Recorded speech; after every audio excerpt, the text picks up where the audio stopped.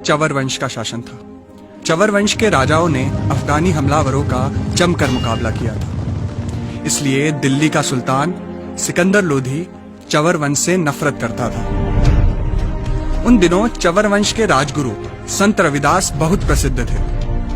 उनसे प्रभावित होकर मेवाड़ के राजा महाराणा सांगा ने उन्हें अपना गुरु बनाकर मेवाड़ के राजगुरु की उपाधि दे दी थी।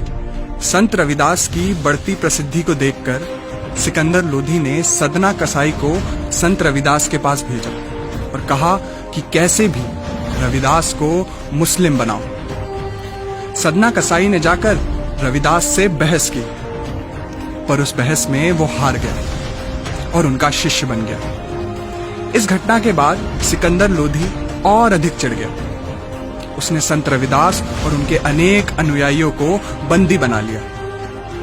जेल में संत रविदास का भोजन तक बंद कर दिया गया और उन पर अनेक अत्याचार किए गए। उनसे कहा गया कि या तो तुम इस्लाम स्वीकार करो या फिर तुम्हें मरे हुए जानवरों का चमड़ा निकालने का काम करना होगा। बहुत अधिक अत्याचार सहने के बाद संत रविदास और उनके अनुयायियों ने चमड़ा निकालने का काम स्वीकार कर लिया, पर इस्लाम कबूल नहीं किया।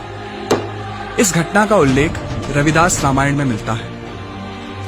भारत में चमड़ा वर्जित था, परंतु इस्लामिक आक्रमणों के बाद यहाँ पर चमड़े पर काम करने वाले मजदूरों की जरूरत बहुत बढ़ गई। गांवों में लोगों पर यह दबाव बनाया जाने लगा कि या तो तुम इस्लाम स्वीकार करो या फिर मरे हुए जानवरों का चमड़ा निकालने का काम करो। इंग्लैंड के विद्वान प्रोफेसर शेरिंग ने अपनी किताब हिंदू ट्राइब्स एंड कास्ट में यह लिखा है, भारत में नीची जाति का कहलाने वाले ये लोग कोई और नहीं, वे वीर हैं जिन्होंने इस्लाम कबूल नहीं किया। कर्नल टॉड ने तो अपनी किताब में यहां तक कहा है कि भारत में चमार, भंगी जैसे शब्द ही इस्लामिक आक्रमणों के बाद आए। उन्होंने यह भी बताया कि 1200 ईस्वी तक भारत में शूद्र कहलाने वालों की संख्या मात्र 1% थी।